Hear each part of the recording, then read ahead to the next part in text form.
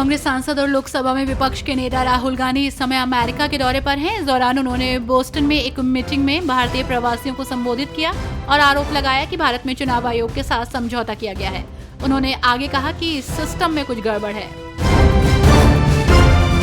आम आदमी पार्टी ने मेयर के चुनाव को लेकर बड़ा ऐलान कर दिया। पार्टी ने कहा कि वो इस बार मेयर के चुनाव में मैदान में नहीं उतरेगी।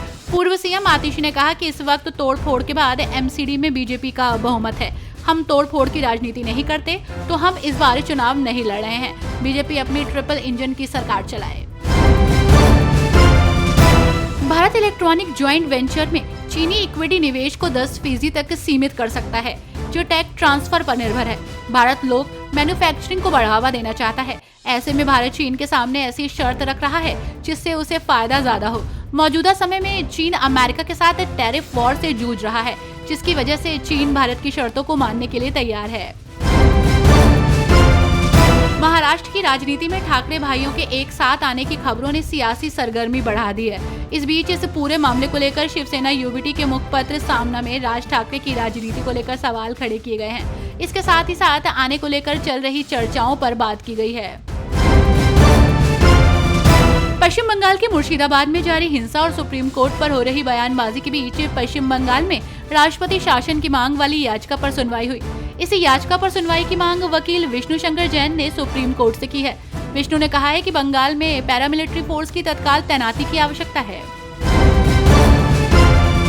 तमिलनाडु के उप मुख्यमंत्री उदयनिधि स्टालिन ने क्ले गनर करुणानिधि को याद किया। उन्होंने कहा कि वो हिंदी थोपे जाने के विरोध में इस कॉलेज में आए थे और छात्रों से बहुत सारी बातें की थी। 1986 में इस कॉलेज में हिंदी थोपे जाने के खिलाफ क्ले गनर का भाषण आज भी प्रासंगिक है और उन्होंने कहा कि तमिलनाडु का आधार केवल तमिल भाषा है। केंद्रीय मंत्री रवनीत सिंह बिट्टू ने हाल ही में वारिस पंजाब दे संगठन, जिसका नेतृत्व सांसद अमृतपाल सिंह करते हैं, उस पर गंभीर आरोप लगाए हैं। उन्होंने दावा किया कि ये संगठन उनके और पंजाब के अन्य नेताओं की हत्या की साजिश रच रहा है। मंत्री का दावा है कि व्हाट्सएप चैट के स्क्रीनशॉट से इस बात का पता लगा है।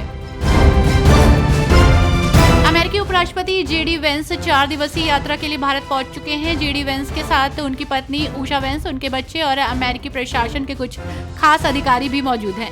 इस यात्रा के दौरान वे पीएम मोदी के साथ मुलाकात करेंगे। इसके अलावा अक्षरधाम मंदिर में पहुंचकर दर्शन भी करेंगे।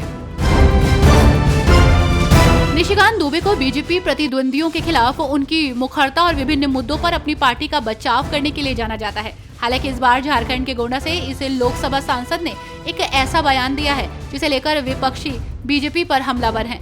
यहां तक कि बीजेपी के राष्ट्रीय अध्यक्ष जेपी नड्डा को आगे आकर कहना पड़ा कि निशिकांत दुबे का बयान निजी है और पार्टी का इससे कुछ लेना देना नहीं है। बीजेपी सांसद निशिकांत दुबे के सुप्रीम कोर्ट पर विवादास्पद बयान से राजनीतिक घमासान मच गया। बीजेपी ने दुबे के बयान को व्यक्तिगत राय बताकर खुद को अलग कर दिया, जबकि कांग्रेस ने न्यायपालिका पर हमले का आरोप लगाया।